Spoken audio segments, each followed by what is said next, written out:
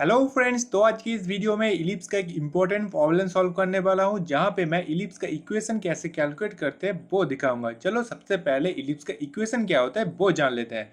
So equation of the ellipse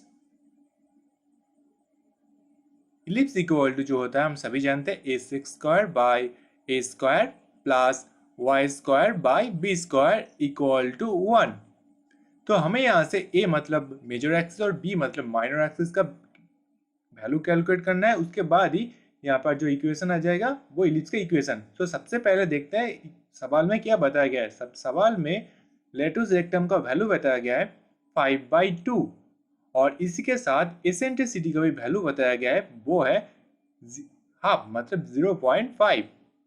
तो यहाँ पे इन दोनों वैल्यू को मैं लिख लूंगा। अब इसके बाद मैं इन दोनों फंक्शंस को ए और बी के जरिए लिखने की प्रयत्न करूंगा। तो हम सभी जानते हैं लेटुस रेक्टम को मैं लिख सकता हूँ 2b² by A equal to 5/2 और एसेंट्रिसिटी को मैं ई के जरिए रिप्रेजेंट करूंगा। आप चाहते किसी और के जरिए भी रिप्रेजेंट कर सकते हैं। तो ई इक्वल टू 0.5। अब मैं मेजर एक्सिस और माइनर एक्सिस के बीच का जो रिलेशन है उसे लिख लूंगा। तो ए और बी का जो रिलेशन हम सभी जानते हैं, b² equal to a square into 1 minus E square. तो अब इन तीनों इक्वेशन के जरिए मैं यहाँ से b और a का वैल्यू कैलकुलेट करूंगा। सो सबसे पहले b का जो फंक्शन है उसको मैं इस इक्वेशन में पुट करूंगा। चलो पुट करता हूँ। So A square into 1 minus E square into 2 by A equal to 5/2। तो ऊपर का एक ए और नीचे का एक ए एलिमेंट हो जाएगा। तो ए इक्वल टू मैं डायरेक्ट लिख सकता हूँ 5/4 इंटू 1 माइनस 1/4। ये बिकॉज ई का वैल्यू 1/2 भी मैं लिख सकता हूँ इसीलिए।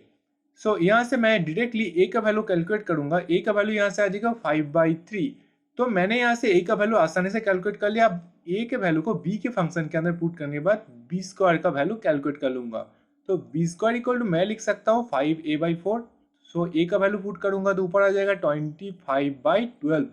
सो फ्रेंड्स, मैंने यहाँ से ए और बी दोनों का वैल्यू आसानी से कैलकुलेट कर लिया। अब इन दोनों का वैल्यू को इलिप्स के इक्वेशन के अंदर पुट करने से ही इक्वेशन आ जाएगा इलिप्स का। सो इक्वेशन जो होगा यहाँ से ए स्क्वायर बाई ए का वैल्यू जो है ए स्क्वायर करके पुट करूंगा तो 25/9 प्लस वाई स्क्वायर।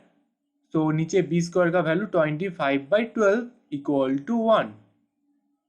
सो अब इसे थोड़ा सा सिंप्लीफाई करूंगा। तो सिंप्लीफाई करके लिख सकता हूँ मैं 9x² by 25 plus 12y² by 25 equal to 1। So friends, ये रहा इलिप्स का इक्वेशन। मेरे ख्याल से आपको ये वीडियो आसानी से समझ में आया होगा कैसे मैंने इक्वेशन कैलकुलेट किया। अगर वीडियो अच्छा लगा तो लाइक करना, चैनल को सब्सक्राइब करना मत भूलना। Have a good day.